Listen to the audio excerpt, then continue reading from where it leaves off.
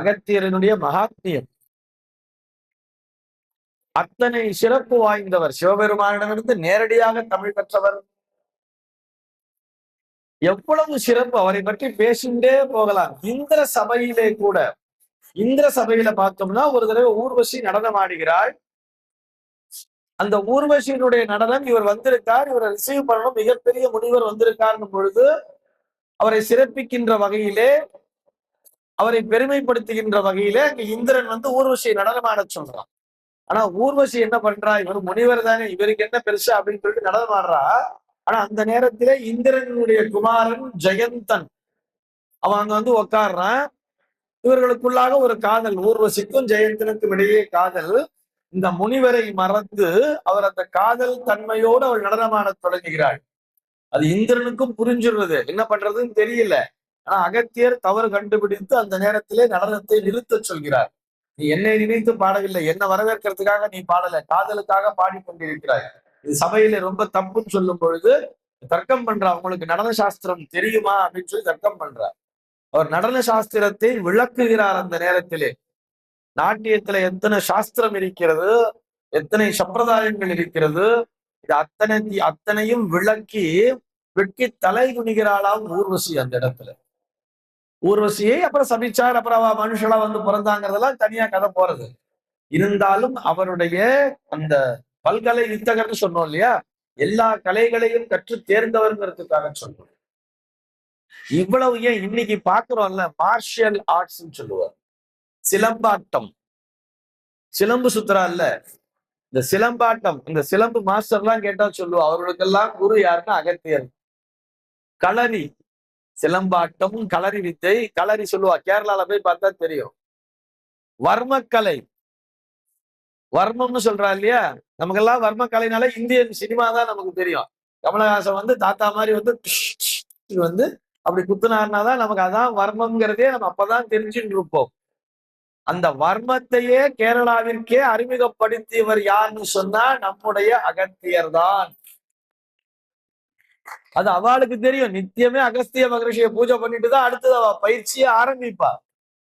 கேரளாவிலே பல கோவில்கள் உண்டு. யாருக்கு? அகத்தியருக்கு. பல இடங்கள்ல பார்க்கலாம், அகஸ்திய ஆசிரமத்தை பார்க்கலாம், கோவில்களை பார்க்கலாம். இப்படி ஒரு தற்காப்பு கலையையே இந்த குருமுனியானவர் தான் கற்றுக் கொடுத்திருக்கிறார். ஆனா நம்ம என்ன பண்றோம், அவரை மறந்துட்டோம். நிஜம்தானே? எத்தனை பேர் டெய்லி நம்ம அகத்தியரை நினைப்போம்? காரணம் சினிமா தான். நான் சினிமாக்காரால குறைவா சொல்லல, தப்பில்லை, நிறைய வெளிச்சம் போட்டு காட்டுறா நமக்கு. அகத்தியர்னு ஒரு படம் எடுத்திருக்கா. ஆனா அந்த படம் எடுத்த காலத்திலே, அந்த காலத்தை பொறுத்தவரை அங்கே வெறும் ஆன்மீக கதைகளாக மட்டும் சொல்லி இருப்பார்கள். ஆனா அகத்தியர் எத்தனை பெரிய அறிவியலாளர்ங்கிறதுக்காக சொல்றேன். இன்னைக்கு குழந்தைகள்லாம் அறிவியல் படிக்கிறா, அறிவியலை புரிஞ்சுக்கிறா. அவர் எவ்வளவு பெரிய ஒரு அறிவியலாளர் அப்படின்னு சொல்லி பார்த்தோம்னா, உலோகங்களுக்கு முலாம் பூசக்கூடிய கலையை எலக்ட்ரோ பிளேட்டிங் சொல்லுவா. உலோகங்களுக்கு முலாம் பூசக்கூடிய கலையை அறிமுகப்படுத்தியவர் அகத்தியர்னு பிரமாணம் இருக்கு. இன்னைக்கு கூட நீரிலிருந்து மின்சாரம் தயாரிக்க முடியுங்கிறத அகத்தியர் கண்டுபிடித்து அந்த நாளிலேயே அதனை பயன்படுத்தி இருக்கிறார் அப்படிங்கிறதுக்கான ஆதாரம் இன்றளவும் இருக்கிறது. அதை நம்ம பயன்படுத்தல, இன்னைக்குதான் பயன்படுத்துறோம். எலக்ட்ரோ லைட்ஸ் சொல்றா, இந்த பக்கம் கேத்தோடு ஆனோடு இதெல்லாம் போட்டு ஸ்கூல் குழந்தை எல்லாம் படிப்பா. அதெல்லாம் அந்த ரசாயன துறையிலேயே ரசவாதம்னு சொல்லுவா சித்த புருஷர்கள்லாம். நம்ம சித்தர்களை பற்றி படிக்கும் பொழுது ரசவாதத்தை பத்தி எல்லாம் படிப்போம். அந்த ரசவாதம், அந்த ரசாயன பொருட்களையே எப்படி பயன்படுத்த வேண்டும், இதிலிருந்து இப்படி கொண்டு வரணும், யாருக்கா ஒருத்தருக்கு அடிபட்டுடுச்சுன்னா இந்த மூலிகையை வச்சு கட்டு போடணும், எத்தனை புத்தகங்கள் எழுதி வச்சிருக்காரு தெரியுமா, அறிவியல் ரீதியாக. ஆனா நமக்கு தெரியறது ஒரு விஷயம், என்னது? போதி தர்மன். போதி தர்மனை பெருசா பேசுனச்சு ஒரு சினிமா, 7ஆம் அறிவுன்னு ஒரு சினிமா. போதி தர்மன் இங்க இருந்து போனவர் தான், அது நமக்கு எல்லாம் பெருமை. அது பல்லவர் காலத்து ஒரு அரசன், அவர் அங்க போன, அவர் ஒரு பௌத்த துறவியாக மாறினார். அப்புறம் தாமோன்னு ஒன்று ஒரு திருப்பி வில்லன் இப்படி பார்ப்பாரு. ஹிப்னாட்டிசம்ங்கிற ஒரு கலை, அந்த ஹிப்னாட்டிசம்ங்கிற கலையின் மூலியமாக ஒரு எல்லாரையும் சண்டை போடுறாரு கொண்டாடுங்கிற கதையெல்லாம் நம்ம அங்க பாக்குறோம். போதி தர்மனை கொண்டாடிய இந்த திரைத்துறை அகத்தியரை ஏன் கொண்டாடவில்லை என்பதுதான் அடியாரினுடைய ஆதங்கம். திரைத்துறையினர் அகத்தியரை பற்றி ஆராய்ச்சி செய்து அவர் கண்டுபிடித்த கண்டுபிடிப்புகளை இந்த உலகிற்கு வெளிச்சம் போட்டு காட்ட வேண்டும் அப்படிங்கிறதுக்காக சொல்றேன். ஏன்னா ஆதாரம் இல்லாம எதையும் பேசல. இன்னைக்கு குழந்தைகளுக்கு வந்து இதுக்கே நீங்க எல்லாம் இருக்கல, நீங்க கூட போய் சர்ச் பண்ணலாம். கூகுள்ல போய் போட்டு அழகா அகஸ்திய மகரிஷின்னு அடிக்கும். அவருடைய கண்டுபிடிப்புகளை பற்றி ஏராளமா லிஸ்ட் வரிசையா வந்துட்டே இருக்கும். நமக்கெல்லாம் தெரிஞ்சிருக்கோ இல்லையோ, கிரிக்கெட் பிளேயர் ஹார்திக் பாண்டியாவை எத்தனை பேர் தெரியுங்க? எல்லாம் வயசானவாளா இருக்கீர்கள், வயசானவா கூட கிரிக்கெட் பார்க்கலாம். ஹார்திக் பாண்டியா, அந்த ஹார்திக் பாண்டியாவினுடைய குழந்தையோட பேர் என்ன தெரியுமா? பிள்ளையோட பேரு, அவருக்கு ஒரே பையன்தான். அந்த பையன் பேரு அகஸ்தியா பாண்டியா. அவன் வச்சிருக்கான் பேர பிள்ளைக்கு. அகஸ்தியா பாண்டியான்னு அவன் தமிழ் நூலை படிக்கல, அவர் எழுதிய அகஸ்திய சம்ஹிதையை படிச்சுட்டு அவர் பேர் அகஸ்தியா பாண்டியான்னு தன்னுடைய மகனுக்கு ஹார்திக் பாண்டியா பேர் வச்சிருக்காருன்னு சொன்னா, அப்ப அகஸ்திய மகரிஷியுடைய பெருமையை நாம் உணர மறந்திருக்கிறோம். எத்தனை பேர் நம்ம குழந்தைக்கு அகஸ்தியான்னு பேர் வச்சிருக்கோம்? அகத்தியன் ஒரு திரைப்பட இயக்குனர் இருக்கார், அவர் புனை பெயராக கூட இருக்கலாம், வச்சுட்டு இருக்கார். திரைத்துறை, நம்முடைய திரைத்துறையினர் இந்த அகத்தியருடைய மகத்துவத்தை வெளிச்சம் போட்டு காட்டணுங்கிறதுக்காக ஆதங்கத்தோடு பதிவு பண்ற. புராணத்திலே நிறைய இடங்களிலே அகத்தியரை பற்றிய குறிப்புகள் வருகிறது. குறுமுனிதான். வாதாபி கதையை கூட கேள்விப்பட்டிருப்போம். வாதாபி வில்வலவன் சொல்லிட்டு ரெண்டு அண்ணா தம்பி, ரெண்டு பேர் அசுரர்கள். அவ ரெண்டு பேரும், அவளுக்கு என்ன ஒரு வரம் அப்படின்னு சொன்னா, அவர்களை துண்டு துண்டாக வெட்டி போட்டால் கூட இன்னொருத்த அண்ணனோ தம்பியோ எவனோ ஒருத்த வான்னு கூப்பிட்டா முழுசா திரும்பி எழுந்து வந்துருவாளாம். இத பயன்படுத்திட்டு அவ என்ன பண்ணான்னு சொன்னா, அந்த வாதாபியை என்ன பண்ணுவான், அந்த தம்பி வில்வலவன் என்ன பண்ணுவான்னு சொல்லி பார்த்தோம்னா, வாதாபியை வெட்டி கறியாக்கி அத கூட்டு கறி மாதிரி எல்லாம் பண்ணி வச்சுட்டு அந்த வரக்கூடிய முனிவர்கள் எல்லாம் வாங்க வாங்க வந்து சாப்பிடுங்க சாப்பிடுங்கன்னு கூப்பிடுவாளாம். அவ வந்து இவாளு நல்ல உபச்சாரம் எல்லாம் பண்ணி விருந்தெல்லாம் பரிமாறி அவ சாப்பிட்டு முடிச்ச உடனேயே வெளியில இருக்கிற தம்பி என்ன பண்ணுவான், வாதாபி வெளியே வான்னு சொன்ன உடனே அந்த முனிவர்களுடைய வயிற்றை கிழித்து கொண்டு அந்த வாதாபி வெளியே வருவான். இந்த முனிவர் செத்து போயிடுவார். அவரை இவங்க ரெண்டு பேரும் உட்காந்து சாப்பிட்டு இருப்பார். இப்படி தொடர்ந்து நிறைய முனிவர்களை, நிறைய சாதுக்களை இவர்கள் கொன்று குவிக்கிறார்கள். இதை கேள்விப்பட்ட அகத்தியர் வரார். அகத்தியரும் அதே மாதிரி உபச்சாரம் பண்ணி வாங்க வாங்க உட்காருன்றார். அகத்தியருக்கும் அதே போல அந்த வாதாபியை வெட்டி கரியாகி சமைத்து போடுறான் வில்வலவன். அவன் சமைச்சு சாப்பிடுறார், இவரும் சாப்பிடுறார். சாப்பிட்டு முடிச்சோடனே வாதாபி வெளியவான்னு சொன்னாரா, வாதாபி ஜீர்ணோபவா அப்படின்னாரு. ஒரே வார்த்தை தான். பரமேஸ்வரன் நினைச்சுட்டார், வாதாபி ஜீர்ணோபவா, ஜீரணம் ஆயிடுத்து வாதாபி வயிற்றுலயே, முடிஞ்சு போயிடுச்சு. அத்தனை மகத்துவம் வாய்ந்தவர்ங்கிறதுக்காக சொல்றேன். இத ஒரு சில பிரகஸ்பதிகள் என்ன பண்றதுன்னா, அகத்தியர் கறி சாப்பிட்டார், அகத்தியர் கறி சாப்பிட்டாருங்கிற மாதிரி தவறான பிரச்சாரம் பண்ணிட்டு இருக்கார். சாப்பிடக்கூடாது, சாப்பிடல. அதித்தி தேவோபோ, கூப்பிட்டா சாப்பிட சொன்னா சாப்பிட்டார், ஜீர்ணோ பவான்னார், ஜீரணம் ஆயிடுச்சு.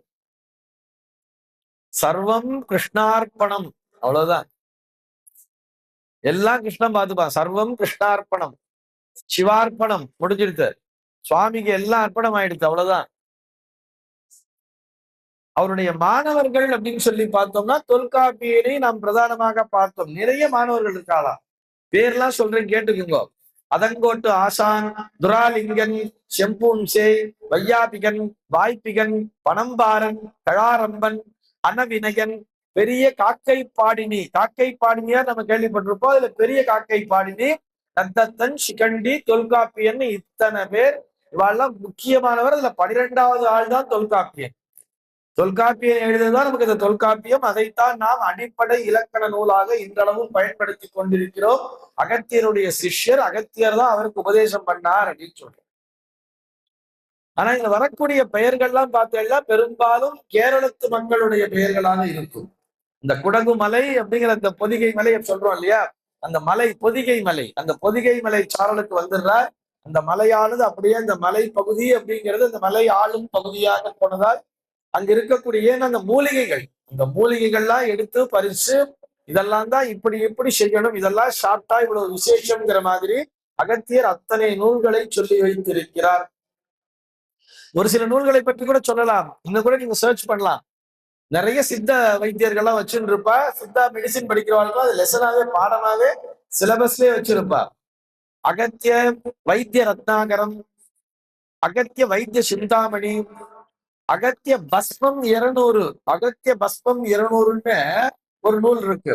அகஸ்திய நாடி சாஸ்திரம், சிவசாலம், சக்திசாலம், சண்முகசாலம்னு சொல்லிட்டு 24க்கும் மேற்பட்ட நூல்கள் இன்றளவும் நமக்கு கிடைக்கின்றனங்கிறதுக்காக சொல்லு. தேடி பார்க்கணும். அதெல்லாம் நம்ம அதுல இருக்கக்கூடிய தமிழ் நமக்கு புரியாது, ஆனால் தமிழ் கற்றவர்களை கொண்டு நாம் அதனை தெரிந்து கொள்ள வேண்டும் அப்படிங்கிறதுக்காக சொல்றோம். மலைகள், குகைகள், நிறைய ஊர்ல பார்க்கலாம். நம்ம ஒரு குகைன்னு இருந்தாலே இங்கதான் அகத்தியர் தவம் பண்ணார் அப்படின்பா. எங்க போனாலும் பார்க்கலாம். சேலத்துல பார்க்கலாம். சேலத்துல சுத்தி பார்த்தோம்னா நிறைய சுப்பிரமணிய சுவாமி கோயில் இருக்கும். சீலநாயக்கம்பட்டி அங்க போனா ஒரு மலை இருக்கும், ஊத்துமலைன்னு சொல்லுவா. அந்த மலை, அந்த ஊத்துமலையில போய் பாருங்க. சீலநாயக்கன்பட்டின்னு சேலத்துல ஒரு ஜங்ஷன் இருக்கும். சேலத்துக்கார யாராவது இருந்தா அவளுக்கு தெரியும். சீலநாயக்கன்பட்டிங்கிறது சேலத்தை விட்டு வெளியில இல்ல, உள்ளே அவுட்டர்ல ஒரு ஜங்ஷன். சேலம் டவுன் தான் இப்ப, அதெல்லாம் பெரிய டவுனு. இங்கேருந்து கோயம்புத்தூர் போனோம்னா அப்படிதான் போய் ஆகணும். அந்த ஜங்ஷன்ல லெப்ட்ல பார்த்தோம்னா ஒரு மலை இருக்கும். அந்த மலைக்கு பேர் ஊற்றுமலைன்னு பேரு. ஏன் அதுக்கு ஊற்றுமலைன்னா அங்க ஊற்று தண்ணி வந்துட்டே இருக்கும். அந்த தண்ணியை கொண்டு போய் தான் அந்த சேலத்துல இருக்கக்கூடிய சித்த வைத்தியசாலை அனைத்துமே மருந்துகளை தயாரித்துக் கொண்டிருக்கின்றன. சேலம் வைத்தியர் பார்ப்பேன், சிவராஜ்குமார், சிவராஜ் வைத்தியசாலை எல்லாம் பார்க்கணும் இல்லையா? அவெல்லாம் கேனா தண்ணி குடிச்சுட்டு போவாங்க. அது அகத்தியர் ஊற்றுன்னே பேர் அதுக்கு. அங்க போனோம்னா அங்க அகத்தியர் குகைன்னு ஒரு குகை இருக்கும். அது உள்ள போய் பார்த்தோம்னா உள்ள அந்த குகையில அந்த சுவர்லயே பார்த்தோம்னா ஸ்ரீ சக்கரம் பிரதிஷ்டை ஆயிருக்கு. சக்திசாலம் அகத்தியர் சாக்தத்தையும் படித்தவர்ன்றதுக்காக சொல்றேன். ஸ்ரீ சக்கரம், அந்த ஸ்ரீ சக்கரம் இருக்கு இல்லையா, அது அந்த கருங்கல்லிலேயே செதுக்கப்பட்டிருக்கும் ஸ்ரீ சக்கரம். அந்த குகையினுடைய சிறப்பு என்ன தெரியுமா? சின்னதா ஒரு அகல் எடுத்துட்டு போவா கையில. அந்த குகைக்குள்ள கொண்டு போய் அந்த அகல், சின்ன அகல் தான், இதை விட சின்ன அகல், ஒரு சிறிய திரி, அதை ஏத்துவா. ஏத்திட்டு இப்படி நகர்ந்தோம்னா இவ்வளவு பெரிய ஜோதியாக அந்த இடத்திலே அது மாறி நிற்கும். இன்னைக்கும் பார்க்கலாம், பிராக்டிக்கலா பார்க்கலாம். அடியே நேரடியாகவே அந்த தரிசனத்தை கண்டிருக்கிறேன். இந்த நாள்ல அந்த நாள்ல இல்ல, எந்த நாள்ல வேணா போய் பார்க்கலாம். நாமளே கூட போய் ஏத்தலாம். மடியோட உள்ள போகணும், வேற ஒண்ணும் இல்லை. அந்த மலையில அந்த தீர்த்தத்துல ஸ்நானம் பண்ணிட்டு மடியோட உள்ள போனோம்னா இந்த சுவாமிஜி இருப்பாருங்க, அவர் நம்மளை அலோவ் பண்ணுவார். உள்ள போய் நீங்க சின்னதா ஒரு அகல் விளக்கை ஏத்தினீங்கன்னா ஒரு சிறு ஜோதி ரொம்ப பெருசா இவ்வளவு பெரிய ஜோதியாக அப்படியே மிளிரும். அதிசயம். அகஸ்தியருடைய குகை. அகத்தியருக்கு சுவாமி அந்த இடத்துல காட்சி தந்தார் அப்படின்னு சொல்லுவா. தோ இருக்கிற சேலத்துல இருக்கக்கூடிய மலை. எத்தனை ஆலயங்கள் நம்ம போற இடத்துல நிறைய ஊர்ல பார்க்கலாம். அகஸ்தீஸ்வரர்னு போட்டிருப்பா. அகஸ்தீஸ்வரர், அகஸ்தீஸ்வரர், அகஸ்தீஸ்வரர் ஆலயம் சொல்லிட்டு நிறைய ஆலயங்களை பார்க்கலாம். சென்னை பக்கம் நிறைய அகத்தியர் கோயில் இருக்கு. அகஸ்தீஸ்வரர்னு போட்டிருப்பா. இங்க அகத்தியர் இந்த சிவலிங்கத்தை பூஜை செய்திருக்கிறார், அதனால இது அகஸ்தீஸ்வரர்னு பேரு அப்படின்னு சொல்லி வச்சிருப்பா. நிறைய ஊர்கள், அதுவும் மலைப்பாங்கான ஊர்கள்லாம் பார்த்தோம்னா அகஸ்தீஸ்வரர் கண்டிப்பாக இருப்பார். அங்க அகஸ்தீஸ்வர ஆலயம் சொன்னாலே அது ரொம்ப விசேஷம், சக்தி வாய்ந்ததுங்கிறத தெரிஞ்சுக்கணுங்கிறதுக்காக பதிவு பண்றேன். நம்ம ஏதோ ஒரு ஊர் கிராஸ் பண்ணிட்டே இருக்கோம், ரோட்ல அகஸ்தீஸ்வரர் ஆலயம் இருக்குன்னு சொன்னா அதை அலட்சியப்படுத்தாம, என்ன ஒரு லிங்கம் தானே இருக்க போறதுன்னு அலட்சியப்படுத்தாம அங்க போய் எல்லாரும் தரிசனம் பண்ணணுங்கிறத ஒரு பிரார்த்தனையாவே வச்சுக்கிறேன். இந்த நேரத்துல தமிழை மட்டுமல்ல, வட இந்தியாலதான் என்ன பண்ணாருன்னு பார்த்தோம்னா வேதங்களின் பரவலை பற்றி ரொம்ப, வேதங்களுக்காக, அது ருக்வேதங்களுக்காக நிறைய சேவையை செய்த அகத்தியர் தென்னிந்தியாவில் என்ன பண்ணான்னு பார்த்தோம்னா தமிழை பரப்பினார். மருத்துவம், குறிப்பாக சித்த மருத்துவத்தை பரப்பினார். விவசாயத்தை பரப்பினார். சிலம்பம் முதலான தற்காப்பு கலைகளையும் சொல்லி தந்தார்கிறார். அறிவியலை பொறுத்தவரை எலக்ட்ரோ பிளேட்டிங், இந்த இதுக்கெல்லாம் நம்ம சொன்னோம் இல்லையா, இந்த முலாம் பூசுறது, எலக்ட்ரோ பிளேட்டிங். அந்த எலக்ட்ரோ பிளேட்டிங்கை இந்த உலகிற்கு அறிமுகப்படுத்தியவர் அகத்தியர் தான். அது எது சொல்லுதுன்னு சொன்ன அந்த அறிவியல் நுட்பங்களை பற்றி அவர் எழுதி கொடுத்த அகஸ்திய சம்ஹிதை அப்படிங்கிற அந்த நூல், வடமொழி நூல் தெளிவாக விளக்குகிறதுன்னு பதிவு பண்றார். இத்தனை மகத்துவம் அகத்தியருக்கு உண்டு. அந்த அகஸ்தியரை நம்ம மறந்துட்டோங்கிறது தான் வருத்தம். நீ அகஸ்திய ஜெயந்தின்னு அண்ணா இன்ட்ரோடியூஸ் பண்ணார். அகத்திய ஜெயந்தினா மார்கழி மாதத்திலே வரக்கூடிய ஆயில்யம் நட்சத்திர நாள். அதை மறக்க கூடாது. வேற ஒண்ணும் புது ஃபார்முலா எல்லாம் எதுவுமே இல்லை அதுக்கு. மார்கழியில திருவாதிரையை மறக்க மாட்டோம் தானே. திருவாதிரைனா நீங்க ஆருத்ரா தரிசனம், வீட்டுல திருவாதிரை களி பண்றோம், நடராஜரை வணங்குறோம். அப்படி இல்லைன்னாலும் வாட்ஸ்அப்ல வீடியோல வந்துகிட்டே இருக்கும். திருவாதிரை திருவாதிரை மார்கழி திருவாதிரை, உத்தரகோசமங்கை நடராஜர், சிதம்பரம் நடராஜர் நிறைய வந்துட்டே இருக்க போது பாக்குறோம். திருவாதிரை கழிந்து புனர்பூசம், பூசம், ஆயில்யம் 3வது நாள். அந்த ஆயில்ய நட்சத்திர நாள், மார்கழி மாதத்திலே வரக்கூடிய ஆயில்யம் நட்சத்திர நாள் தான் அகஸ்திய மகர்ஷியினுடைய ஜெயந்தி நாள்.